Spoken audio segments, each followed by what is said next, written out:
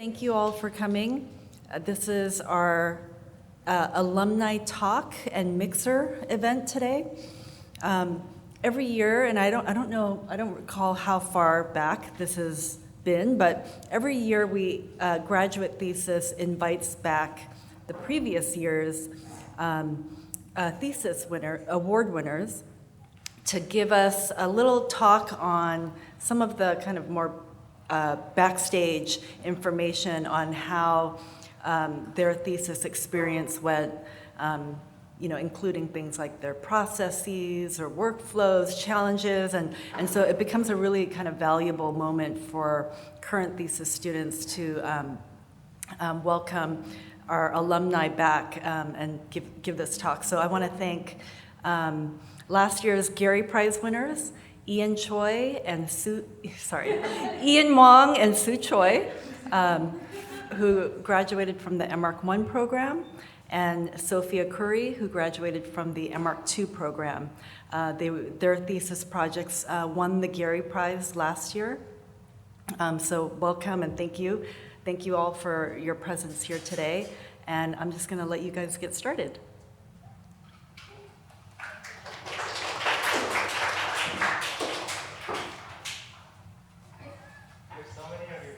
It's kind of scary.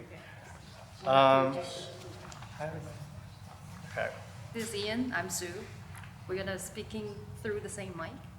Yeah. Can you guys hear us? Yeah. Okay, great. So I'm just gonna jump in here and just say we're gonna run through the project really quickly. If you haven't seen it before, I think this is like a good kind of refresher, or no, just a fresher, not refresh. Our project is a funerary monument, and it's in the city of Hong Kong.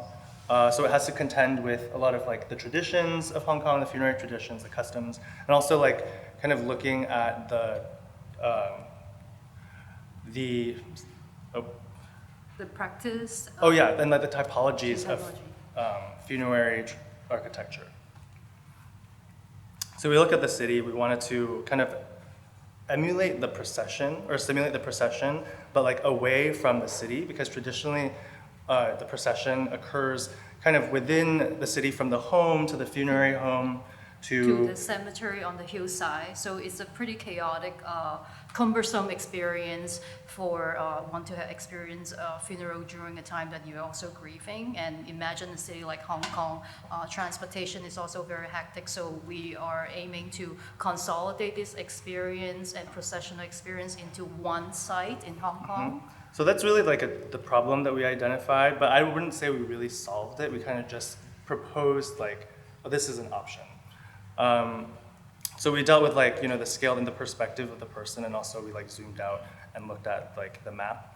And do you want to talk about like? So we entered into the research by way of remaking some of the artifacts. What you're seeing on the table here basically is a lot of artifacts that was used during the funeral. Also some like the temple, household temple at home, or like feng shui related. All these things, artifacts, are used in the funeral, and also subsequent practices that was pay respect to the deceased. So go ahead. Right. And this was really just our way of like really, getting our heads into the traditions and finding a way to represent it so that people can understand it. And also like, kind of has to deal with scale a little bit. Like a lot of these objects are like true to scale, but some of them are really big things that we scaled down. And then to see those things, like, like, I don't know if you can see like that. I mean, it doesn't matter, but like there are essentially like architectural monumental things that we scaled down so that we can kind of like hold it and be like, feel intimate. Yeah. So this is a household altar. Yeah. And then this, as you can see on the bottom right, that's a columbarium in Hong Kong, and that's the shape, octagon shape, is very resemblance of a feng shui mirror that was used in locating what's the best site for a graveyard, and that's a funeral hearse that we abstracted it. And I think this was like pretty early on, like in the summer, and this was like our way of getting our feet wet or hands dirty to get making with things. We also look at some typologies, architectural typologies in Hong Kong, such as the cemetery, columbarium, funeral home, and also ancestral hall. Right. And as well as the terrace landform that is so famous to Hong Kong. It's very dense. So as you can see, even after life has passed, like every of the gravestone is stacked in front of each other. So it really speaks a lot to the limits of land in Hong Kong. And this is, sorry. Go ahead. No. And this was really like the focus of our project. Like this is a typology of like of cemetery that's no longer being built, but is also like the image of Hong Kong. Very much, if you live there, if you've been there, this is like one part of it that's usually left out. You usually think of like the high rises and all of that for the living, but for the dead, it's like a whole different kind of thing. And then, of course, to add to like our experiences, like we've lived in Hong Kong or are from Hong Kong, we had to bring in, precedents of architecture and art that kind of gave us an idea of like scale of like, the like partie, mass and void, things like that. So these are projects one in Spain, one in Italy, not in Hong Kong, but like there are some architectural things that we borrowed and that we kind of like reinterpreted. So this is where the site is at. And this is where we are in midterm, I believe. I think so. Right. So, you, on the left is what you would see aerial view of the site, where the terrace landform is following the typology of the hillside, and the path along it is a processional path that would encompasses various programs of the funeral, whether it's columbarium with the niches, or funeral home, or funeral hall, or retail spaces that they can buy things, paper money that they typically burn for the deceased on columbarium on the very top. And you want to speak to the right? Well, I mean, I think it's, looking at this now, I feel like we did skip a whole bunch of like stages of like design exploration. But you'll see later on kind of like how the form of this was produced. But essentially what it is we took an existing typology and we changed it a little bit. So the existing cemetery is used on its surface. We decided it's going to be used underground. So we subverted the relationship between like the experience of the cemetery visitor, and then also like using like the idea of the procession. We like kind of inserted a path into the landform essentially, and intentionally made it so that you're not using the same paths one would typically follow on one of those existing cemeteries. And then within it, we also inserted a whole bunch of the other programs that the funeral goers would use. So that's the site. The form is informed by the site and also the topography of it. And so we essentially like copied that and inserted all the stuff into it. These are some of the earlier diagrams that we're still trying to play with layering of the path and imposing onto the typology. And this is kind of like an X-ray of images that you would see that how the path would intersect various programs and the massing underground. Mm-hmm. And this is kind of how the form, or like the interior processional paths were created. Right. So to the right, you see those kind of a confetti of shapes that kind of took from the initial experience by remaking those artifacts. We take some of the form and sprinkle it and let it allow to create a processional continuous path. So a lot of experimental idea came from in the beginning by remaking some artifacts. Right. And we further extended like certain intersection of the path into a columbarium. Some are dead end, some are you have to come back out in a circle. again, I mean, these were just kind of diagrams after the fact to show like how Yeah. the circulation would, potentially So work. this is the vehicular path that would go underground where the vehicle would go. And also we had this idea of like this place being an island within an island, so that it's like removed from the actual city. And that's really our project. And we have some process. Yeah. Is it loading? Oh, okay, annoying. Oh.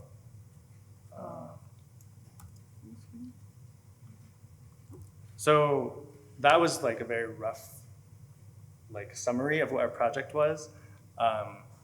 We also made a model, and there, like before all of those like finished diagrams, there were also many iterations of like us doing many different things that hopefully in this deck you would see.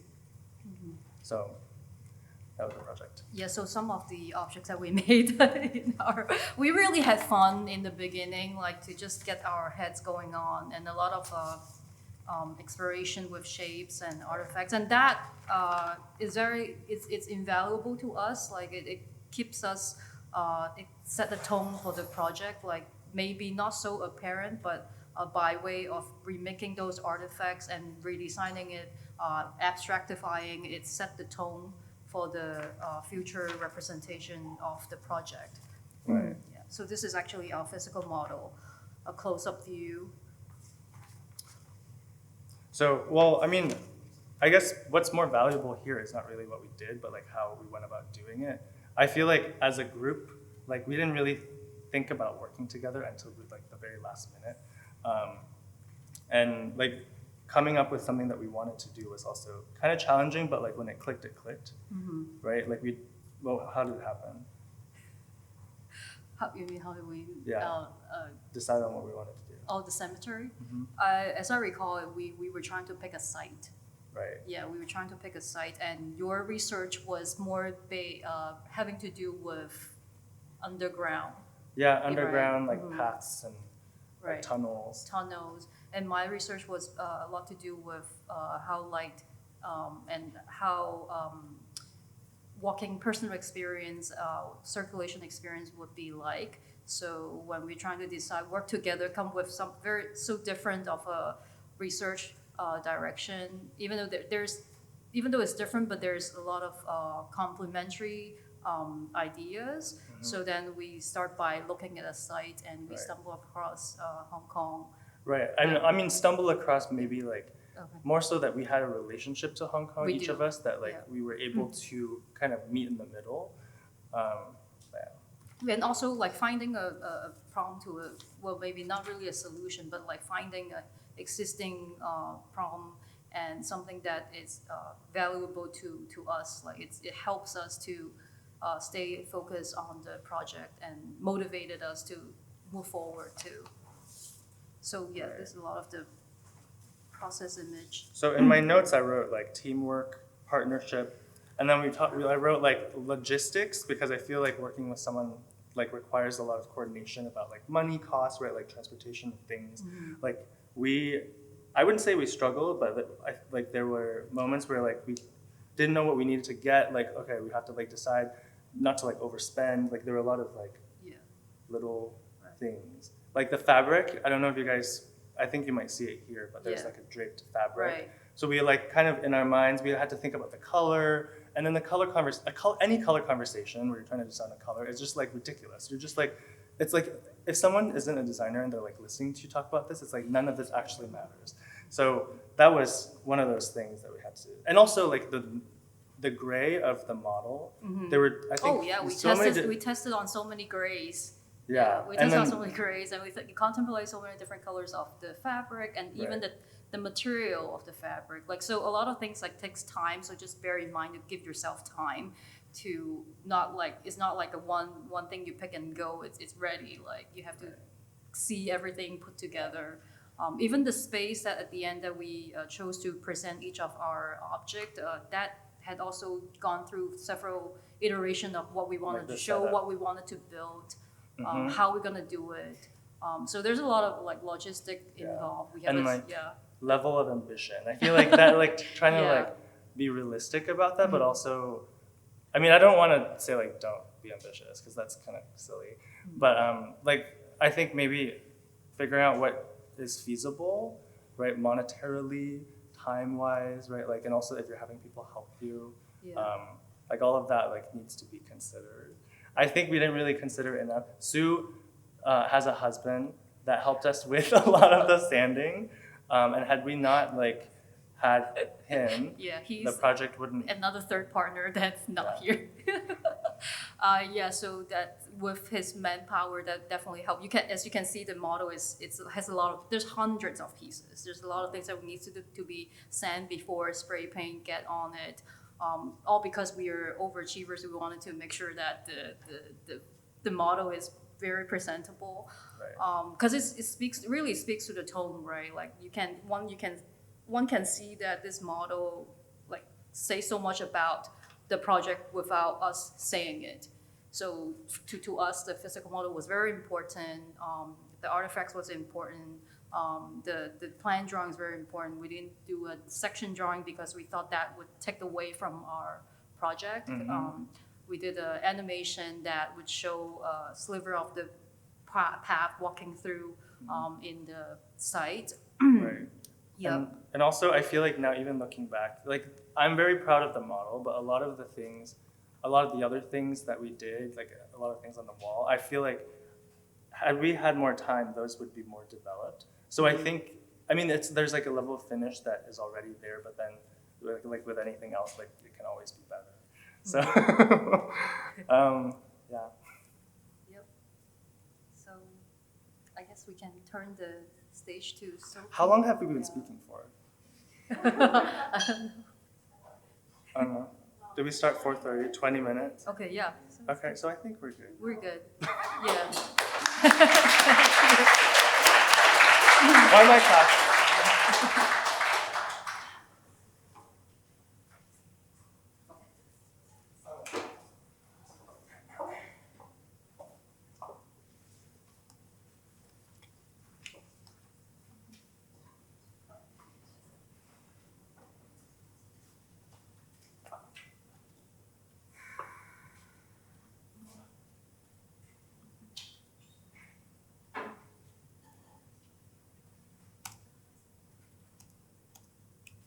Okay.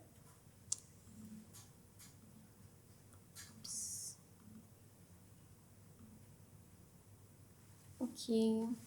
Hi, I'm Sophie. I was in that M.Arch too, and this is my thesis. I'm going to start by reading the statement that I had just to give a general idea of. Also, it can be helpful to see how to write it maybe and how to have all the ideas within very short text. So, an abstract sewer network and a rich ecosystem, a highway shortcut and a movie set, a flood zone to the Army Corps of Engineers, and a life giver to the Tongva tribe, a river in Los Angeles. So my project was about the LA River. The act of curating outside world data that adheres to our design process is intrinsically part of the architectural discipline. Rather than presenting the architectural site as an inert urban object awaiting intervention, I suggest a revised approach of engaging it by considering the multitude of layers that it inhabits. By relying on archival documentation as evidence and archival creation or recreation as provocation, the project aims to underscore the procedure of constructing site-specific facts as found yet constructed, factual yet fictive, collective yet personal. The installation, dialoguing between physical and digital mediums at many scales, invites us to witness a place as a mashup of different narratives, materialities, agencies, and timeframes simultaneously. It's an act of decentering the site representation with an architectural pedagogy, putting it at the forefront of the design project itself. So my project was kind of a recreation of the archive of the history of Los Angeles. And I called it 51 miles plus 25 kilometers equals 13 feet, because 51 miles is the side of the LA River, 25 kilometers the size of the Beirut River, which I will get to later, and 13 feet the size of my model. So this was the installation in the gallery. It was made up of 3 main cameras. So we have the front view camera, the top camera, and then the back. And this was the way that it was supposed to be when I presented it in my space for thesis when I gave the official presentation. So I had the models, I had the projectors were set up differently here. I hid the projector in like a little house for the cloth that was hanging. The cloth doesn't make sense in the gallery because there's a wall, but I wanted to put it back again. And so this presentation is, I'm gonna walk you through my process of like everything from thesis prep. So in thesis prep, I wanted to build a school. I wanted my thesis to be a building, and I was really stuck on that. It's moving, okay. And I was really stuck on that idea. And I had Damien as a thesis advisor, and I was reading all these books, and I kept talking to him about like the future of education and platforms and schools. And then he kept saying like, okay, Anne, like you can have all these ideas, all these concepts, but if you don't show like anything for it or like a visual or anything, it doesn't matter. Like it doesn't matter. So then he kind of pushed me to have an actual program and an actual site, which was super helpful because that's how I got to the LA River as a site. And the reason I got to LA River as a site was because of how much it looked like the Beirut River, which is where I'm from in Lebanon. We have that river that looks exactly like the LA River. And when I moved here, I really tripped out about it. I was like, oh my God, they look exactly the same. How could it be? So I like became so obsessed with the LA River. LA is on the right, Beirut is on the left. And I started slowly moving away from the idea of building the school as a thesis and more towards the site of LA. And it started with on-site research. And then we had the first look at that point. And I didn't have a very clear idea of what I wanted to do, but I knew it was going to be the river. And so inspired by Ed Ruscha's Sunset Strip book, for the first look, I also made like a booklet with photos, the same way he did photos along the LA River. And then it was the size of my friend's apartment, the whole book. And I was stitching things and doing small booklets. And I had really helpful conversations in the first look. And these were like data and stuff. And so moving on from site research, I started doing historical research about the LA River. And from everywhere, books and so many books from the library and online and all these things. And then came midterm. So midterm was like 20% of what I ended up doing for final. That was like a tiny little model with a tiny little projection. But it was really helpful to do the animation because it kind of helped me storyboard and what I wanted to keep and what I wanted to lose. Like I knew, and how I wanted to transition from one scene to the other. Like I knew I was gonna go from one scene, have a flood, have the other scene. I knew I liked the top views, so I was like, I want to keep top views. These were test at home, test there. You have to test things, especially with projections. Beginning of my model. And this is the video. I don't want to play all of it. It's 11 minutes. I wanted to kind of go through it, but I don't see the little sliding thing. Okay.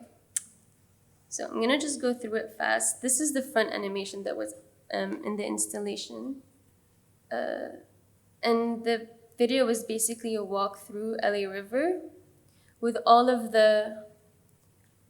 so we're walking through when the surrounding is changing and it's referencing historical archives, which I will get to. So we're walking through it. Things are happening. Speeding it up. The bears, the bats.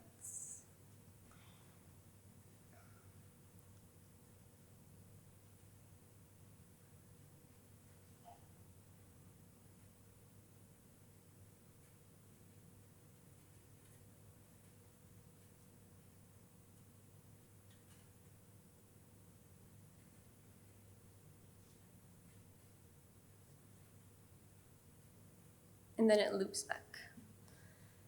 So, okay. So for the final project, I had so many ideas, and I remember I would talk to Marcel and I would be like, what should I talk about? Should I talk about like the environment, the idea of man versus nature, the river, the way it used to be, and then the concrete pavement? How do I get back to my initial idea from thesis prep about pedagogy? And then I linked that to the idea of the architectural site versus the building proposal. And I wanted to also talk about the levels of resolution in the representation, like the scans versus the model and all these things. And I wanted to talk about the historical archive. But then, like when you do a project, you have all of these ideas, but you kind of want to focus kind of focus on one, just to have, like, if someone asks what your thesis is about, you want to be able to say it in like one sentence. Like, my thesis is the re-archiving of the LA River. And you could have all of these background layers, of course, but then I felt like I wanted to have one that could be like the main one. And I wanted to recommend Arena. If you guys don't know, Ari.net, it's so good. It's kind of like Pinterest, but you can also put PDFs and websites and photos and stuff. So I had an Arena for archives. And I also wanted to back up my thesis with a lot of theory, because I just wanted to, I don't know, I just felt like I just wanted to have a lot of theoretical background to it. So I was just adding all the research. And okay, now I'm gonna break down the scenes. Because I wanted this scene to look like speculation about the LA River and about the possibilities of what it could be and the future of it and all of these things. But I wanted all of that to be rooted in facts and on the actual past. So I wanted to see, like, what would it be like if we were to recreate existing stories, but if we were to see them differently. And also, if you noticed in my installation, I had these words that were going through, and these were quotes or references, so that when you're watching, you can also read what it says at the same time. So this scene, we were walking through the vineyards, because apparently there used to be vineyards at the river, and the bridge is the old viaduct bridge. The ostriches, there used to be ostrich farms, orange groves, and there was like a cute story about a bear escaping after a flood, so I put bears crossing through the bridge. Like, so many things like that. And I really wanted every single thing in the video to have a reference, even though in my presentation I didn't talk about each one of them, but I knew they were there, I knew what it was. Water jars, I put them a bit everywhere with the baskets, showing how, like, the domestic use of the river back in the 1800s and 1900s. And then I found out later, like by the end of my thesis, that there's a lot of bats in the river, and that was a thing, like bats and brews. And I was like, I have to put the bats. So then at the end, I like had to put them under the bridge. Water wheel, which was a very essential part of the irrigation system back when in the 1800s again. So I remodeled it and put it back here.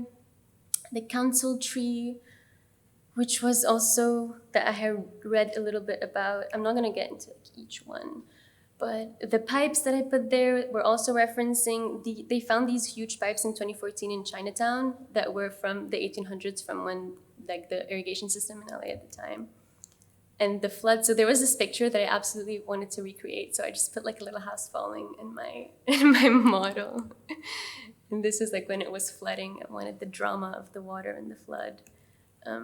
So recreating these scenes. And it was important to me to show the river as not only romanticizing it with the trees and the vineyard, but also showing the like bad part of it, the fact that it flooded, the fact that it created a lot of damage, a lot of people died, and that's why it's concrete today. So I wanted to kind of show both the floods and the like the good and the bad. Rumors of a Japanese submarine coming in the river, so I had to put it that one too. That's why there's a submarine. Movie sets. So this is Arnold here from the Terminator. We've got Drive, we've got Grease. We've got that scene of, I forgot which movie, but I put it here. Movie sets, swimming pools. Apparently it was used as a swimming pool as well.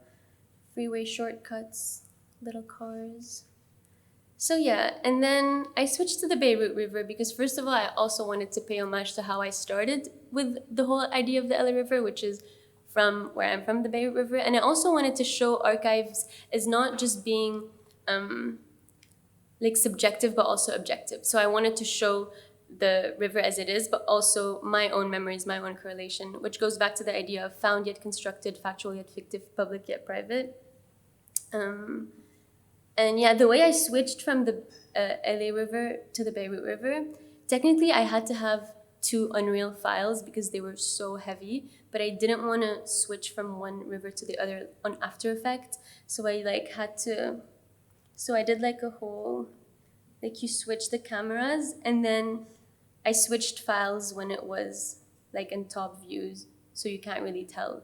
So sometimes when you have like technical things like that, you have to put them in the project in a more theoretical, nice way. So then it switches to like top view, and so you see the top camera and the thing at the same time. The Japanese submarine, blah, blah, blah. And then we get to the Beirut River. So, okay. So yeah, going back to the idea of documentation of the site versus creation and imagination, I scanned parts of the LA River and I included them both in 3D in the model and virtually. So here, like a lot of the ground, I used a lot of mega scans, but also a lot of my own scans that I took from the ground in LA here. And when I went, there were like a couple of people just chilling, barbecuing inside the river. So I just scanned them and put them in my vineyard. The bridge, and then there's a lot of me inside there, me in the river. For the swamp, also another scan of me, I'm here and I'm like here. And a lot of times I put things and they don't show in the video, but it just makes it feel like there's more happening, even though it's not directly showing, it just fills it. In the Beirut River, so these were from Google Maps. I just had to remember how it was around that area. So this is what it was for the Beirut part. I wish I had more making of digitally, but I don't. This was from a kid bash of like old abandoned city or something. And then I just changed all the materials and the glass and I brought the buildings lower and did things like that. So this is how it was. And this is, the switch from the Beirut River to then the Frogtown so that it could loop again. Okay, installation. I really wanted to make an installation. I was so stuck on that idea. I wanted to, because I didn't want to only work digitally and I didn't want to only have an animation, but I wanted to show how, like, in terms of representing a site, how it can't be only one or the other. So I wanted to make a model, but I also wanted to make an animation. I wanted them to complete each other. And this was a very early sketch of what I wanted to do. Gave up on almost half of these. And then this is what it actually ended up with. And like Ian and Sue said, like, you have to really plan for what you want to do, like, early on and know, like, the size of things and how it's going to work and how everything is going to be like. So that was like the final setup with the projection, with the projectors and all that stuff. I showed you guys that. And then this was in the gallery. And yeah, I really wanted it to align properly, and that took a lot of planning and testing to make sure that the animation is going to align with the concrete model, which were not concrete. They were foam. And I remember, like, one time I was carrying one and they were like, oh my God, how are you carrying this cast concrete piece? It's so heavy. And I was like, no, it's foam. So these are the CNC foam and I covered them with concrete. And this was kind of like the end product. Shout out to Karima's dogs who were watching me do the whole thing. And then these are powder prints. So the scans that you saw, I also 3D printed them. And this is like how the powder prints look like. So they're kind of washed out at first, and then you put the super glue and it brings out the colors. So this was one of the ground of the LA River. And then this was like in Rhino, how I wanted to do it, and then how it came out. Putting them inside of the model. Just, a lot of it was just, like, I kind of treated it like art. Like, I'm just doing it and I'll see what's gonna happen, how it's gonna be. Just doing it. And sometimes it would not work out and I had to carve out stuff and make it fit and make it work, but it's all part of it. They were on beds. This is kind of the end result. I sanded it still a little bit like the concrete, but this is how it looked like inside, like the combination of both. And then I wanted to put resin, which I did test and it was really, really bad, but then I tested it until it was decent. This is what it looks like in the final, kind of. Because it's a river, right? I had to put resin at one point, it couldn't just be concrete. And this is the photo. I think it's helpful to see me for scale of how the thing is. So yeah, final images. This is like, so I wanted even the physical model to be like a combination of abstraction of the thing, but also hyper real, hyper documentation, like feels very archival, but also kind of made up at some points. This is things, you know, sometimes you do things and they don't become part of the conversation or they don't even show. I was trying to do like, how can the abstracted concrete and the 3D complete each other, but then I never did anything with that. And it's fine, you know, sometimes you try things and it just doesn't happen. What? Yeah, and that cloth, no one understood why I wanted to do a cloth. No one wanted me to do a cloth. Everyone's like, why are you doing this? And I was like, I want to do it. I'm into stitching now. I want to stitch stuff. I want to put a cloth. I love how it looks like. I just want to do it. So I just did it. And sometimes you just have to do it if you want to do it. No one, you don't have to, you know, it's just, I wanted to. And document everything you do. Like every single thing. Take pictures. And yeah, that's it. Thank you.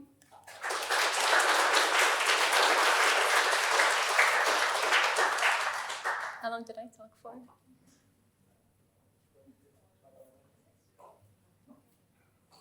So we have some time.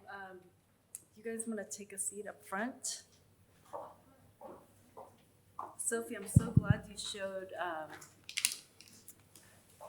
the 3D layout, because that's kind of where we're at. You guys will be getting a template, and you'll be proposing a layout for your project. And I remember trying to convince you not to do the curtain too.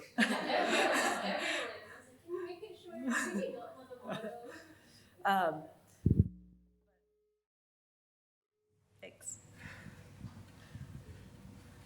Maybe I'll just start with the question, just to get the conversation going. I wonder, after all the work of installing the work, you've put all this time into models and artifacts. They stay up for an exhibit. What do you do? What did you do with your artifacts afterwards? And in a more kind of symbolic way, like, does your thesis sort of resonate with your current professional development, and how does it sort of stay with you?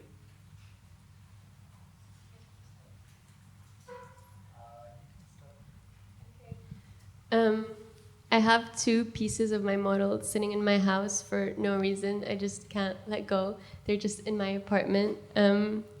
But yeah, so this is where the physical artifact is. Half of it is at my apartment. The other half I destroyed.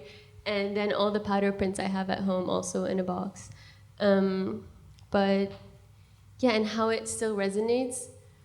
I know we were just talking about it right now, right before the talk, and I was saying that I still feel like it still resonates. Like, I still feel like if I could, I would just continue that project onto, like, maybe also archiving the Beirut River, maybe also, like I would continue it. Like, I still feel like I would. And how it manifested in my professional life, I mean, I did get, like some people reached out to me after about collaborating on some things that felt a little bit like that, like projection work and stuff like that. So I feel like that was cool, but it doesn't resonate with my I work at an very architecture specific firm where I haven't opened Unreal Engine since I graduated, but I would if I could, like I would, yeah. But yeah, I feel like to me, thesis was more like art practice adjacent, which is a practice that I feel like I would want to continue on the side. It's not like done and moving on. It's still part of me. Yeah. Similar to Sophie, like it's like a thing that wanting to come back, maybe in the near future. But so for us, we divided our artifacts and models, and they're still here. Like even the small little artifact is still at my home. The main model is sitting in storage. I actually represented it at work after my current job, after we had presented it for our thesis. So I would say the artifacts, the way that we make the model and how it affects right now for my job, I still make model at work, but it's less less explorative, like less, it's more for scale and visualization, understanding of how people would go around and how lighting would hit, but it's not as the thesis, lack of a better word, like arts exploration or cultural exploration. And right now it's not so much affected my current career, but it's something that I would love to go back to, making objects and let that take me to a bigger idea in architectural practice. Yeah, I kind of second everything you guys were just talking about. I wish we had, I mean, like in school, you have like all the resources at your fingertips, like all like the shop, right? Like, I don't have a car right now. I've never had a car. So like I like to do anything, I need to rely on someone else, which when we were doing thesis, it was Sue. So like to drive and like to, figure out the logistics and like the, of trucks and all of that, like Home Depot. But yeah, I mean, like I work at a pretty kind of like conventional architecture practice. Well, that's not doing it justice. It's like it's a firm, and like the day to day is like pretty monotonous. I go in, I do like my renderings, I work. Thank goodness, I work mostly in Rhino still, but like there has been a lot of Revit kind of coming my way, and because we're also like a relatively small firm, we don't really have the overhead to make models to even like do that level of exploration. I feel like that's something that, given the money and the time, and also just like the availability of that type of work, I would do it. So I mean, like I've been maybe not in a very, I don't really pushed hard to do that, but like I have a friend who's in school, not in this school, but like in another school that like we went to undergrad with, that like we talk about doing things all the time, and we like send each other like Instagram thingies, but like nothing has come of it yet. We've been talking about it for like months now, but hopefully it will, something will happen. Yeah, initially I was really stuck on the fact that I wanted to make a building. And so I did the usual process. You choose a building, program, school, and then you choose a site, which is what I did. And I was also stuck on the idea of pedagogy, right? So I wanted to work, I was reading a lot about that, and I wanted to make a building inside a site. But then specifically with the LA River, like the more I was researching it, the more it felt wrong to, like, it was part of the process. Like the more I was researching the river, the more it felt wrong to propose a building inside it, and the less it made sense to me. And at first I was really, because at first, you have an idea, and then the more you think about it, the less it makes sense, and you're like, no, like I want it to make sense. But I had to let go of that, and I had to rethink, like, okay, if it's not going to be a school, and that's a conversation that I had in first look, actually. And I was having a conversation with someone, and I was like, I'm stuck in pedagogy, and I want to make a school. And she was like, pedagogy doesn't equal building a school. Like it could be, you could rethink that in so many different ways. You can rethink the idea of learning and not, not necessarily by proposing a building. So this is when I rethunk the project in a way where like it's thinking about learning within architecture and within the idea of how do we present an architectural site within, like, how do we teach an architecture site? How do we present it? How do we... So it was... Letting go of the idea of pedagogy was like, I was stuck on it, and I was like, I'm doing it, like I'm representing it. But then the switch from building to site was kind of, yeah. I don't know, it was from thesis prep all the way to first look, kind of. But like all of thesis prep was like, yeah, I think I answered your question, right? Okay. I actually have a question. Yeah. So how did you come to get like the idea for the archiving? Because I was doing so much, so that's also like pedagogy adjacent. Because I was doing so much research, and I was like, and I was reading all these stories, and I was reading all like, okay, so I had the LA River, and I was like, do I want to make a proposal? So I was like, okay, maybe I'll make a proposal for the El River and to change it. So I did research, and then the more I was researching, the more I was reading like these crazy stories, I was seeing these crazy visuals, and I'm like, I don't need to come up with anything. It's all there. It's all like laid out for me. I just have to recreate it and see what that would look like. Because why would I? Because at first I was like trying to invent things like, I'll make this inside the river, it'll go up, it'll go down. And I was like, no, like they've done that, they've been there. There's so many stories about it. What if I recreated these stories? And what if whatever speculation I had can just come from that? And then that's how I built the idea of archive and how I got into, yeah. Because like I had that place, and then I had all these ideas, and I just didn't know which one to pick. But then you just have to, you know. So when I was presenting my project, and this is the first time I actually put side by side the photos and like I was presenting my project, and I don't think whoever I was presenting it to knew how specific it was to specific historical facts. Like they didn't. Like I would be like, yeah, there was an ostrich farm, but they don't know a bear escaped, and that's why I put a bear. You know, they don't know like these like tiny things that I just did. And I felt like that was kind of part of it. Like you watch it and you're not sure if it's fiction or if it's not. You're not sure if it happened or if I made it up. And I wanted to play on that, although it could be not in my favor, because like when you see where it comes from, you're like, like she thought about it. And when you don't know, you might think that it was random. But I feel like it was part of just, you know, like I'm telling you it's an archive, you guess what's real, you guess what's not, like kind of. And I feel also having scans legitimized the documentation part of it. It was like, this is a scan, it's real, it was there. But then all the extra stuff, it's like up for you guess. Did that answer?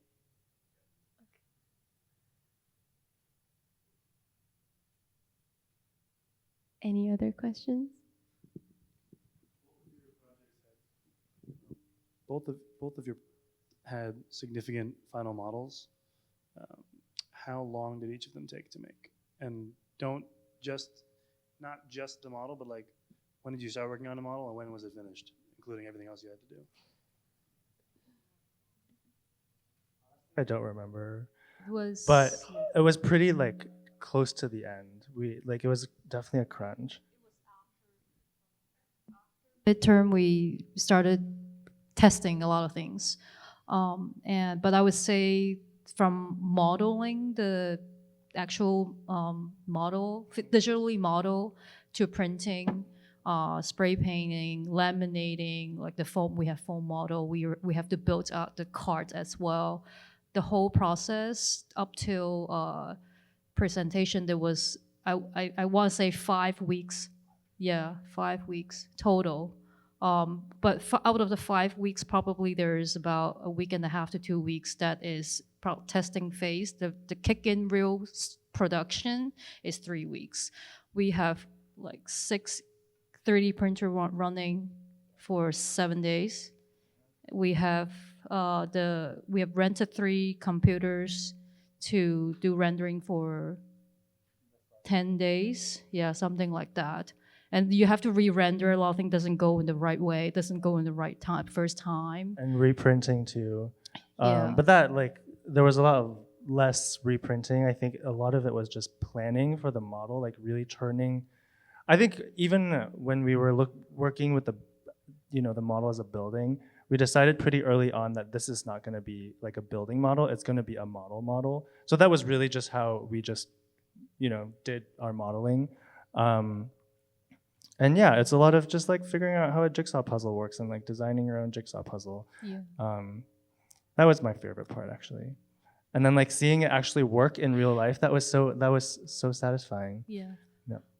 And also don't forget about the foam part, that the CNC would may not go as you expected. Certain thing may broke apart, so we have to re-laminate. And after you laminate, you have to wait for a night to solidify it, and then it can go back to the machine again. But then there might be a long queue. So also making sure that we have the material that we need to CNC. So just a lot of give yourself enough time for mistakes. Yeah, mishaps, and like yeah. physically, there should be room for error. I think like nothing is gonna fit together yeah. perfectly. Yeah, my model was like kind of like on and off. I would take a break from Unreal Engine, go and put some concrete on my model in one go, and then like I CNC'd them early on, but then it was on and off the whole like time. And then there was the pattern print section that was kind of pretty quick, like a week, and then just putting them in. And yeah, it was I really wanted to do both, just to have like a break from each whenever I wanted to. That was my but then to like actually test the stuff, I couldn't do it until I knew where my space was going to be for the presentation.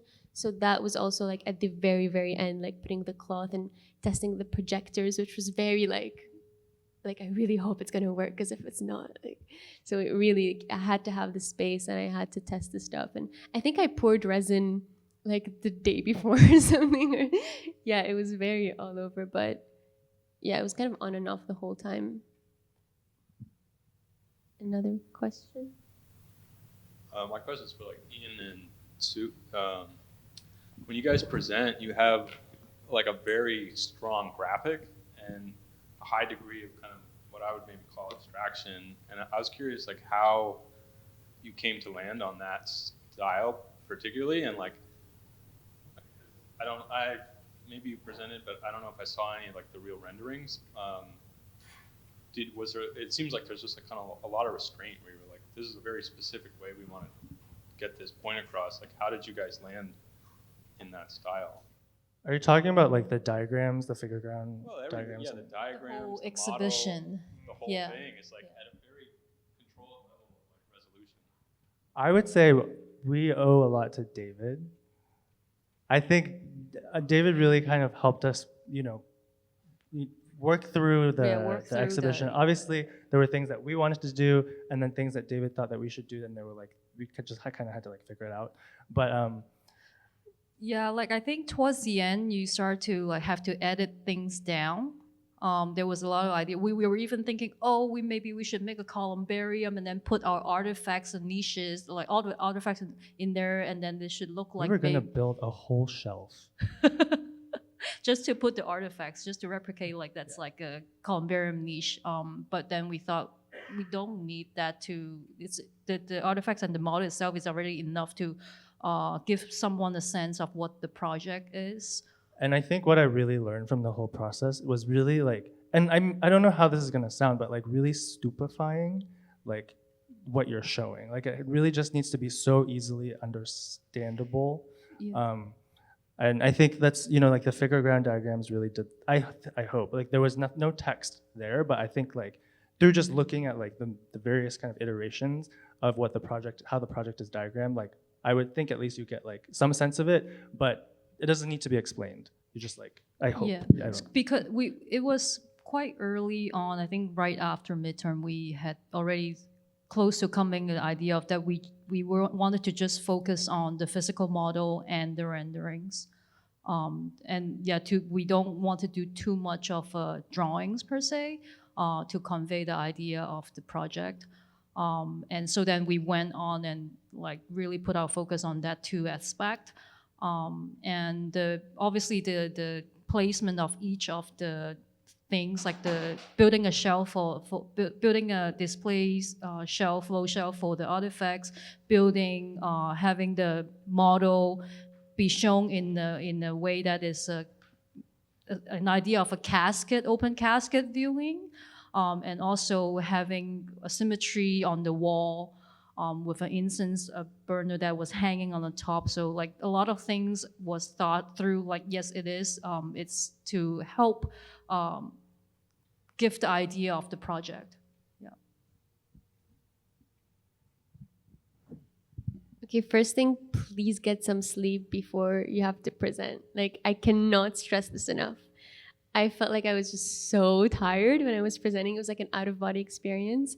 But other than that, I really wanted to avoid the, hi, my name is Sophie and this is my project. Like, I feel like you really don't want to be like, this is, and I did this and I did. Like, I really wanted to be like, you might think this is a model about no, but it's actually like I wanted to kind of be a bit dramatic about it, and I was like at first like I had the animations turned off, and I was like, oh, like this might look like an empty concrete model, but like it's actually ta-da, turn off projections.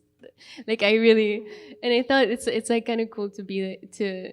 It's kind of cool to think about how you're gonna present, like if you have things, at what point they're gonna turn on, what goes before what, just kind of, yeah. And I always think that when I present something, I want the jury to come out with like 3 main ideas. So like I want at least 3 main points to be repeated, or like 1 or 2, but not like a million. So it's like 3 main points, and I just wanted to start off in a way that's not da-da-da. And yeah, I think that's how I presented it. Like it was very, and I had my video was 10 minutes, so it was just playing throughout the whole time while I was talking. So it was very like, yeah, I would shut up a bit, have it play, and then talk, and that's how I did it. For us, we definitely rehearse and practice a lot because it's a presentation involved 2 persons, so and it's a proper presentation, so we actually rehearsed till pretty late the night before.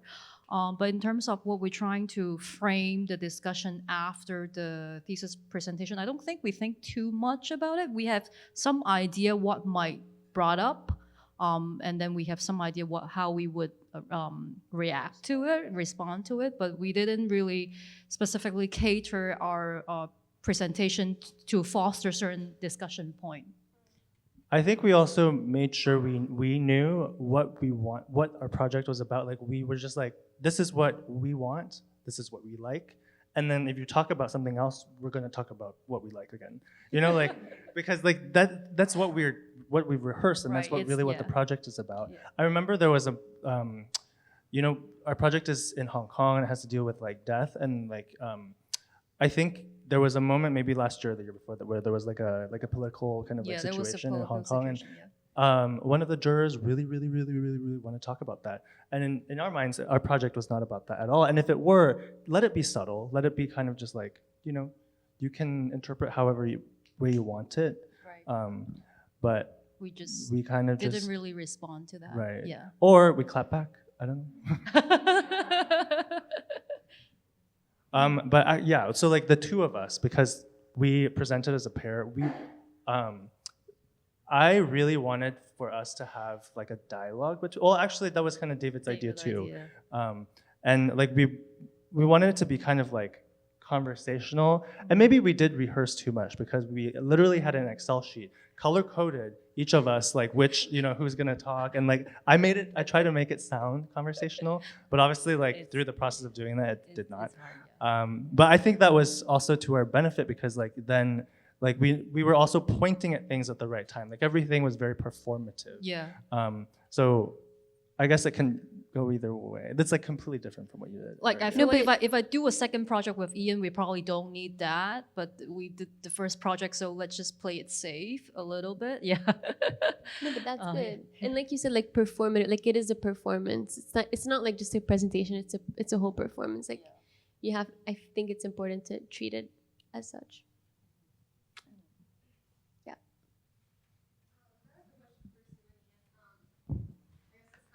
Back to like the modeling question, but how did you, or when were you able to kind of put a stop to the designing part and just decide that you have to start producing and start, you know, deciding where things go and like just kind of, or did it ever stop? Because I think once you start, you know, producing your things, it's kind of stuck. So like when were you able to just be confident and happy with your design? I think by the nature of the Rhino model, it being not a building model, but like a model, a lot of things can change while you're still like producing other things, right? Like, I mean, we're lucky enough that like our building was divided into like many different like parts that like if something was missing somewhere, we can just like work on something else. But I don't know. Yeah, like Ian said, like we change after we started printing So it's okay. But then when we really kick the pause, is like time is running out. Like you gotta start printing, otherwise you're just not gonna make it. Because it's not just the printing; it's just all these things that have to happen, like the putting it together, sanding, spraying, let it dry, and like so like really, it's the counting down that kicks it. And also, like, if what you already have kind of represents your idea well enough, I think that's you can stop at that point and like just try to produce it, and you find a way to like represent your idea best instead of like having the most like perfect model. Or, Right. Yeah. No one's gonna know that they're supposed to have a door there or doorway there. No Yeah, one's no gonna one's- notice that. Yeah. Yeah. Self that that you can stop. There are 7 weeks left, right? Oh, Seven- sorry, I'm actually I don't even go here, so but I'm doing thesis next semester. That's why I'm curious. That was a Mean Girls reference.